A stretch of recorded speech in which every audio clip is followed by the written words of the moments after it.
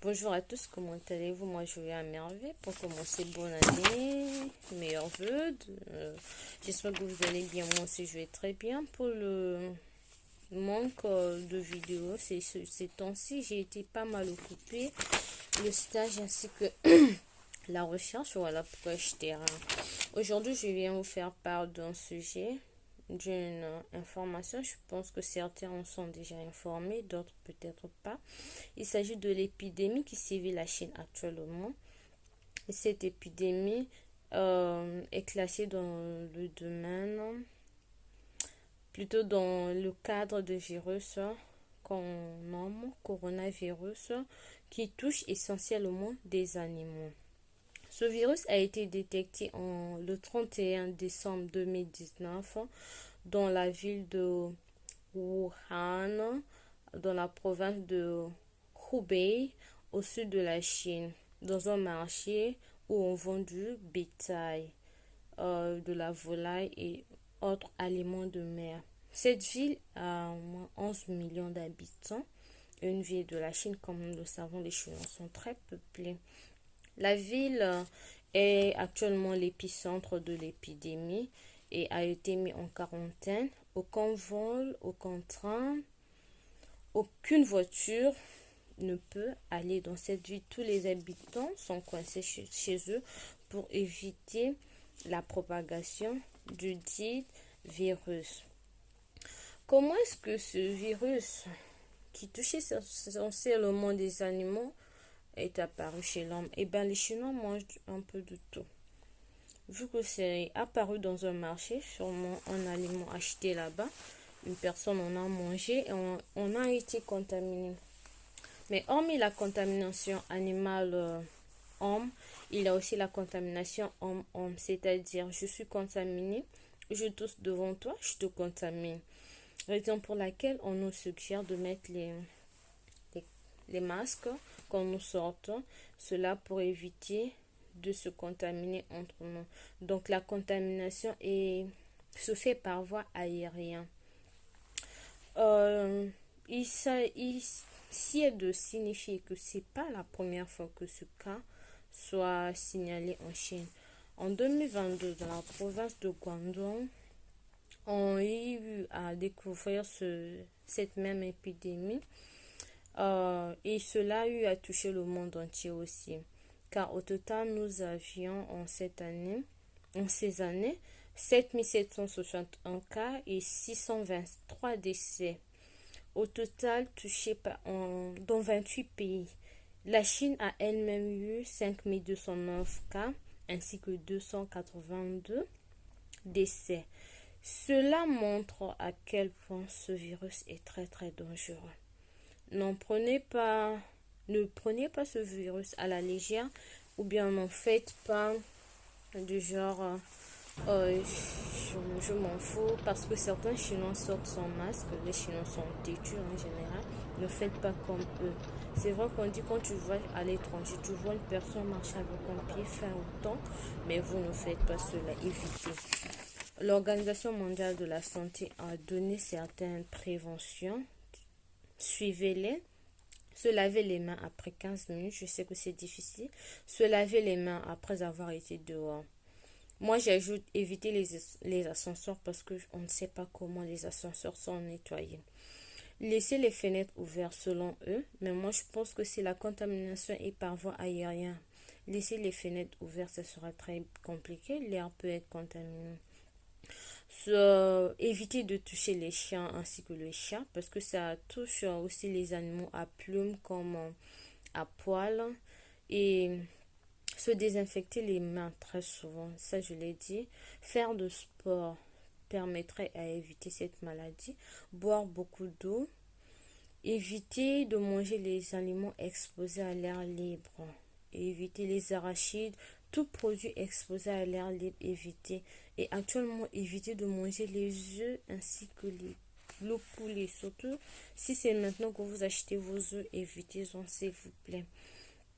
Cette maladie se manifeste, je ne vais pas être long pour être court, La maladie se manifeste par de fortes fièvres allant à plus de 38 degrés. La pauvre, on est quand on voyage. Là, je reviens de Guangzhou. À chaque gare où je suis passée, que ce soit métro ou train, on m'a pris la température. On m'a mis un truc là pour prendre la température. Donc, on a des fortes fièvres allant à plus de 38 degrés. Nous avons la toux, une toux forte et aiguë. Nous avons des frissons, des douleurs musculaires, des maux de tête, de forts maux de tête, des malaises généraux, des difficultés respiratoires ainsi que la diarrhée. Quand vous sentez tous ces symptômes que j'ai cités, s'il vous plaît, rapprochez-vous des professeurs et expliquez, allez à l'hôpital. On ne sait jamais, on ne le souhaite pas parce que jusqu'à là, aucun étranger en Chine n'a été atteint. Il nous souhaitons que cela soit ainsi. Actuellement, on dénombre, je pense, 26 décès. La dernière fois que j'ai regardé cette carte, on a 26 décès. Et à Wuhan, il y a 400 et quelques cas de personnes contaminées.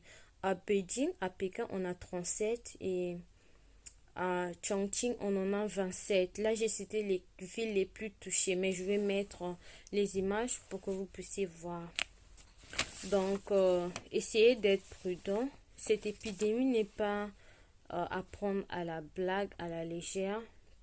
Prenez-vous au sérieux. Évitez d'être dans les milieux très fréquentés. Je sais que ce sont des périodes de vacances où on est censé voyager, mais privez-vous des voyages, car même certaines écoles, comme à Zhangzhou, ils demandent aux étrangers de rentrer, proposent au fait aux étrangers de rentrer chez eux et revenir en août, parce que la rentrée de mars sera annulée. Je vais aussi mettre l'info là. Ils disent qu'ils vont faire des cours en ligne. On va leur rembourser l'argent de dortoir à moitié, ainsi que l'argent des frais scolaires et ainsi que les frais scolaires. Vous imaginez comment eux ils ont paniqué, les profs ont paniqué. C'est la seule solution que eux ils ont trouvée. À Zhongnandaxue, Central South University, ici à Changsha, les heures de fermeture du campus sont passées à 20h30, à 23h30, de 23h30 à 22h. Et cela accompagné des visites à 22h. Donc, les responsables des étudiants passent dans les chambres à 22h pour vérifier qui est là, s'ils se portent bien. Et pire encore, ils interdisent des visites. Du coup, si j'ai une collègue là-bas, je ne peux pas y aller parce que le virus circule dans l'air.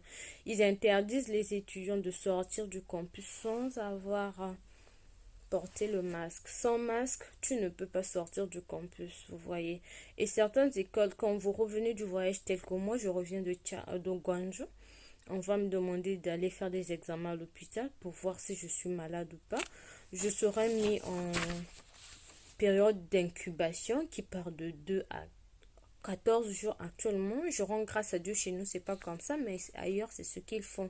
On exige que l'étudiant parte faire des examens à l'hôpital pour être sûr qu'il n'a pas attrapé la maladie.